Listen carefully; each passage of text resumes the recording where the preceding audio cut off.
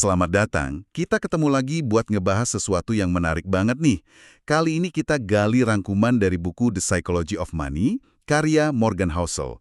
Intinya sih, buku ini bilang kalau perilaku kita soal uang itu seringkali jauh lebih nentuin daripada sekedar kita paham teori finansialnya. Nah, kita mau coba bedah bareng nih. Apa aja sih wawasan kunci soal hubungan psikologi sama keuangan ini buat Anda? Oke, kita langsung aja ya. Gagasannya itu sebenarnya simple, tapi wah dalam gitu. Uang itu ternyata bukan cuma angka, tapi banyak banget kaitannya sama emosi kita, sama psikologi kita. Sering kan lihat orang pinter banget tapi kok ngelola duitnya bisa hancur gitu. Ya mungkin karena ini, nggak ngeh sisi psikologisnya.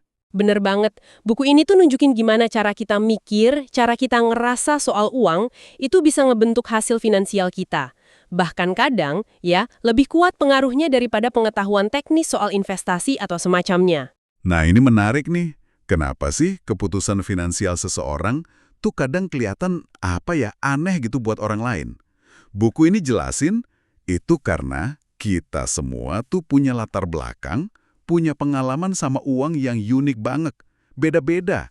Jadi apa yang logis buat si A, belum tentu kan masuk akal buat Anda. Nggak ada yang benar-benar gila sih, cuma sudut pandangnya aja beda. Iya, betul. Dan yang penting juga diingat, sukses finansial itu nggak lepas dari hoki, dari keberuntungan, dan juga resiko. Jadi kalau kita cuma niru mentah-mentah langkah orang sukses, wah itu bahaya juga. Karena ada faktor mujurnya mereka yang mungkin, ya gimana ya, nggak bisa kita tiru gitu aja. Ngomongin bahaya, ada satu jebakan nih yang dibahas banget. Rasa nggak pernah cukup. Banyak loh orang yang udah punya banyak, malah jatuh justru pas ngejar lebih banyak lagi.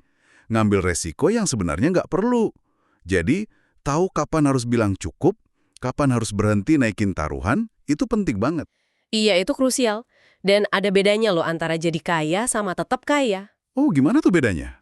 Ya kalau jadi kaya mungkin butuh sedikit nekat, berani ambil resiko.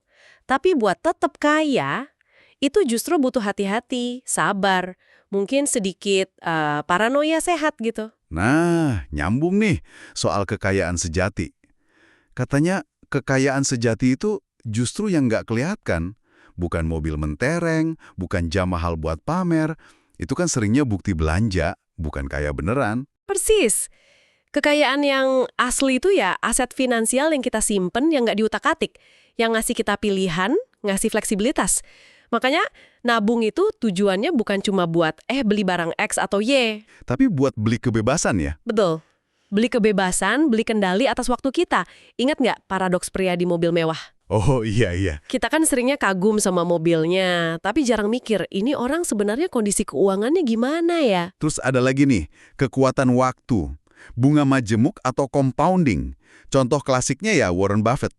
Hebatnya dia itu bukan cuma pinter milih saham, tapi Mulainya itu loh. dari muda banget. Nah, waktu itu jadi komponen paling kuat di compounding. Duitnya beranak pinak, terus anak cucunya ikutan kerja juga. Tapi sepinter apapun kita merencanakan jangka panjang pakai compounding, kita juga mesti ingat masa depan itu penuh kejutan. Nggak bisa ditebak 100%. Bakal selalu ada aja kejadian gede yang nggak kepikiran, yang bisa ngubah semua rencana. Bener juga ya. Makanya penting banget buat selalu punya ruang buat salah gitu dalam rencana finansial kita. Jangan kaku-kaku amat. Jadi lebih fokus ke bikin tahan banting gitu ya, daripada nebak-nebak. Tepat. Fokus bangun ketahanan. Lagian tujuan hidup Anda sendiri juga kan bisa berubah seiring waktu. Rencana hari ini belum tentu pas buat Anda 10 tahun lagi. Ini nih, mungkin salah satu poin yang paling bikin lega dari buku ini. Katanya, keputusan finansial yang bagus itu nggak harus selalu 100% rasional kalau dilihat dari teori ekonomi murni. Yang lebih penting itu, keputusan itu masuk akal atau reasonable buat Anda. Maksudnya masuk akal gimana tuh? Iya, artinya keputusan itu bisa Anda jalanin terus-menerus, konsisten, cocok sama emosi Anda, sama tujuan hidup Anda. Nggak bikin stres gitu. Nah, iya bener banget.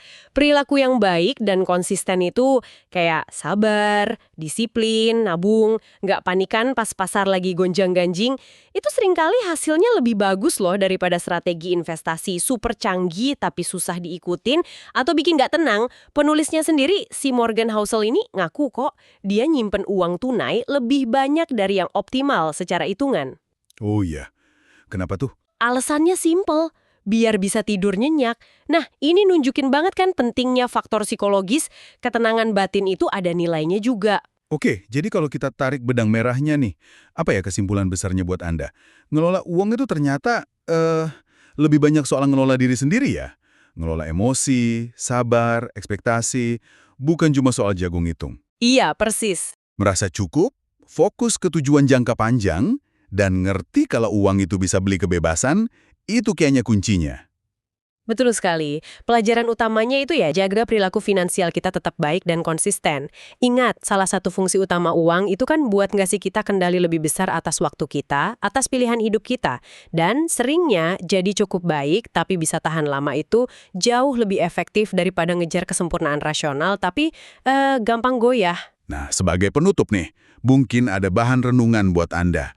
Kalau tadi dibilang kekayaan sejati itu yang nggak kelihatan, kira-kira langkah nyata apa ya yang bisa Anda mulai hari ini buat pembangunannya? Tanpa perlu ikutan lomba pamer status gitu. Coba direnungkan ya.